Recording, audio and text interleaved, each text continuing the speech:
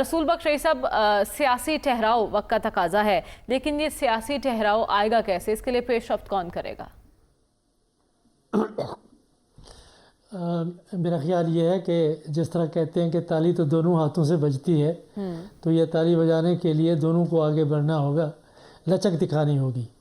اور یہ اسٹیٹسمین شپ جسے ہم کہتے ہیں وہ ہمارے سیاسی رہنماؤں میں رہی نہیں، کہ ماضی کے بزرگ سیاستدان بھی ایسی باتیں کرتے ہیں کہ ایسا لگتا ہے کہ بس ایسے ہی بزرگ بن گئے ہیں، انہوں نے سیاست اور تاریخ سے کچھ سیکھا نہیں. جن لوگوں نے سیاست اور تاریخ سے سیکھا ہے وہ ہمیشہ مفاہمت کی بات کرتے ہیں، سنجیدگی سے تشدد کو لیتے ہیں، سنجیدگی سے حکومت کی طاقت، ریاست کی طاقت کو لیتے ہیں، اور سنجیدگی سے اداروں کی خود مختاری اور اداروں کی فعالیت پر غور کرتے ہیں. ایسا مجھے نظر نہیں آ رہا، نہ تحریک انصاف میں، نہ اتحادی جماعتوں کی جماعتوں اور ان کے رہنماؤں میں. تو یہ اس وقت جو ایک صورتحال ہے وہ یہ ہے کہ پاکستان معاشرہ، ہم سب لوگ پھنسے ہوئے ہیں ان کی سیاسی لڑائی میں اور سیاسی جنگ میں. اور اس میں کمی صرف اگر آ سکتی ہے تو ایک احساس سے، اور یہ احساس 3 جگہوں پہ ہونا چاہیے، ایک اسٹیبلشمنٹ میں، ایک پی ٹی آئی میں، اور ایک اتحادی جماعتوں میں. اور وہ احساس یہ ہے کہ اس سیاسی جنگ سے کوئی بھی نہیں جیت سکتا، سب ہاریں گے. ماضی کی ایسی سیاسی جنگوں میں ہم سب ہارے ہیں، اور دنیا میں کہیں بھی کوئی اگر اس قسم کی سیاسی جنگ جو پچھلے 4 سال سے جاری ہے اگر لڑی جائے اتنا عرصہ میں، تو پھر یہ ریاست پر اعتماد ختم ہونا شروع ہو جاتا ہے. تو اس اعتماد کو ریاست کے اداروں پر بحال کرنے کے لیے ضروری ہے کہ اسٹیبلشمنٹ اپنا کردار ادا کرے.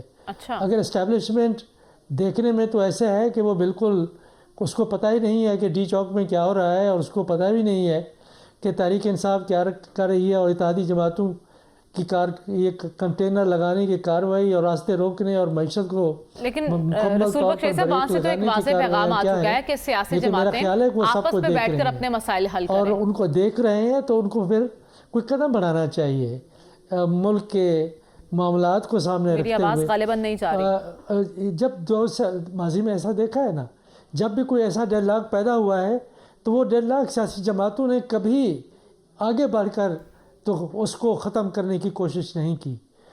کئی مثالیں دی جا سکتی ہیں تاریخ سے. ایک کی مثال میں نے کل دی تھی کہ صدر غلام اسحاق خان اور نواز شریف صاحب کے درمیان میں ڈیڈ لاک تھا، وہ کیسے ختم ہوا. پھر اس کے بعد وہ ایک ڈیڈ لاک تھا صدر فاروق لغائی صاحب اور محترمہ بے نظیر بھٹو شہید کے درمیان میں ڈیڈ لاک تھا.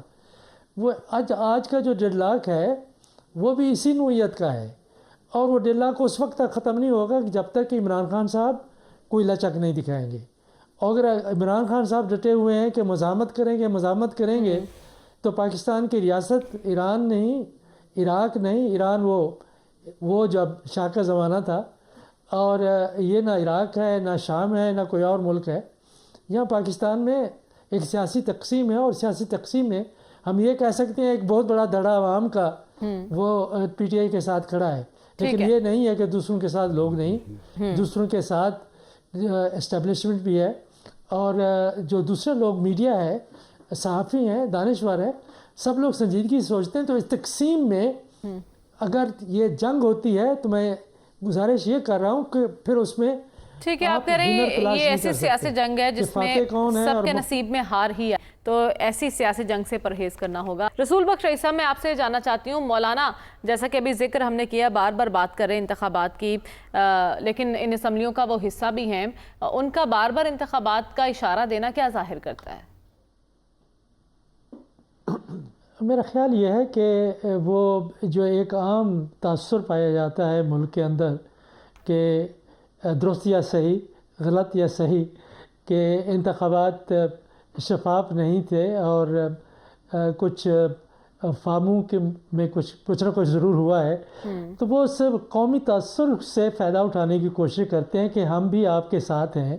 لیکن وہ ساتھ ساتھ حکومت کے ساتھ بھی مفاہمت کر بیٹھے ہیں، اور خصوصی طور پہ جو تاریخی 26 ترامیم 26ویں ترمیم میں کی گئی وہ ان کا حصہ بنے. तो ये दोनों जानिब से मियाँ मौलाना साहब बातचीत कर रहे हैं, और ज़ाहिर है कि राह और रस्म तो कम अज़ कम उस हद तक तो तहरीक इंसाफ के साथ उन्होंने बढ़ा ली है। मेरा नहीं ख्याल है कि वो कोई इंतखाबी रिश्ते या कोई और बड़ा इत्तेहाद उनके साथ शायद करें। ग़ालिबन लगता यही है कि जो कुछ अभी जिसके अंदाज़े लगाए जा रहे हैं कि खैबर पख्तूनख्वा में कुछ होता है तो उनको हिस्सा मिलना चाहिए।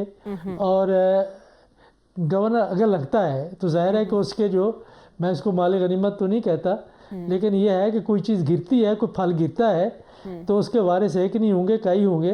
लेकिन अभी तक तो आपके नेशनल हीरो हिमायत भी कर रहे गवर्नर आज की। उनकी शिकायत जो है ना डॉक्टर साहब फजल रहमान की शिकायत जो है वो पीटीआई से हैं, केपी से इलेक्शन की ग्रीवेंसेस हैं, उनके पंजाब में नहीं है, सिंध में नहीं है, उनका मैंडेट उन्होंने चुराया है और केपी में। वक्त कम है डॉक्टर साहब, आप कंप्लीट कीजिए प्लीज, वक्त कम है। तो जी मैं गुजारिश करना चाहूँ कि इंतखाबात की कोई भी अगर बात करता है तो उसका मतलब क्या है कि हम जो माजी में इंतखाबात हुए हैं, साल भी नहीं हुआ कि उन पर हमें एतमाद नहीं है, वो शफाफ नहीं थे।